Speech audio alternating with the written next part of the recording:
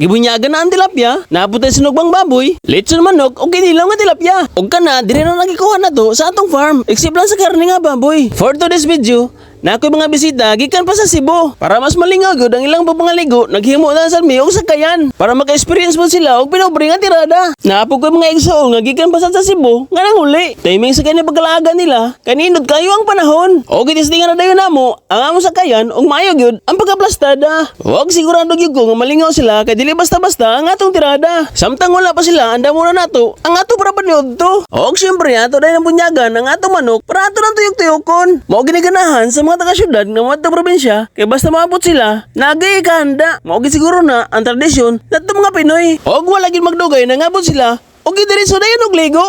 Daan ko pa, mas malipay gid sila ani nga tong tirada karon. Og dili lang kanira sila ang mabot karon, ug napag mabutay. Og dako ginaong kalipay basta na mga bisita.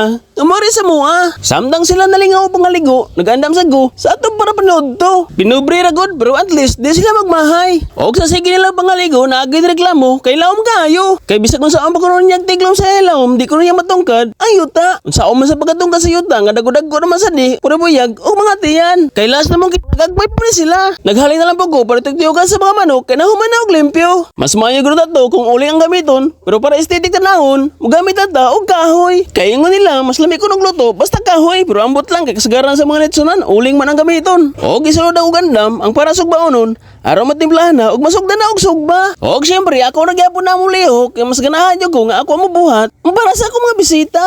Kay mao man gini ang akong skill. Sukad pa sa una, bisag dili kompleto ang panimpla, basta maayo lang ang lasa. Og ang madali-dali nato nga mga sanggap, maura gyud ang tangad, patis, suka, ug asin. Og dili gid mawala ang ahos og paminta. Gusto po ta nila mga onog butong, ang problema, wala mo katkat kay dili sa kupasali kay mukurog na ang tuhod. Kung pwede pa lang lagay nga putlon na lang ang punuan kay para diretso na takuha. Dili na ta magsaka-saka. By the way mga idol, wala pa dai ko ka-deliver sa itong mga sula. Kay nabisi pug ko, nya na po emergency sa among pamilya. Sige lang, basin og ba maka-deliver ko o pasensya kayo sa kapatong nag-order nga nga pending. Grasya sa Ginoo, naputay order kada adlaw. Og mobalik na sa itong gitrabaho karon, andam na tulit sunonon og duha ni kabuk. Kay napatay lang ang putahe. Og naplastada na ang atulit sunon. Og ingon sila nga sila na daw amo tuyok-tuyok para sa malingaw. Pero mas malingaw ni og nanay tagay og maudi nga nagluyang usa kay wala pay mainom. Pero wala ra magdugay, nagbaha dayon ang beer. Kay kasagaran man gud sa lingaw-lingaw dili gid mawala ang tagay-tagay.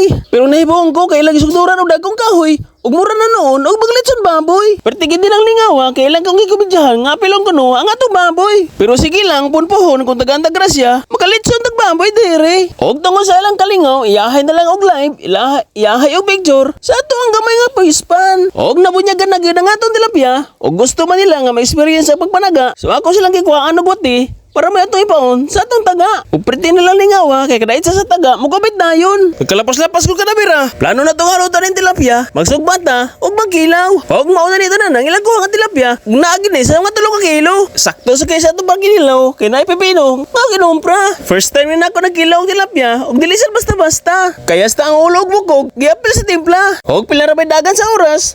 Una. Ako po unta sila ginan nga puna pa nato og manok pero ang problema ang wihaw. Wa na may mo pasalig kinakainom na. Kay dugay may nakita og balikan nila. Taas-taas gyud ang among istorya. Nabot sila og alas 8 sa buntag. Ug nahuman mi alas 4 na sa hapon. Ug sakto gyud ang karga. Sunod balik na po ninyo mga idol.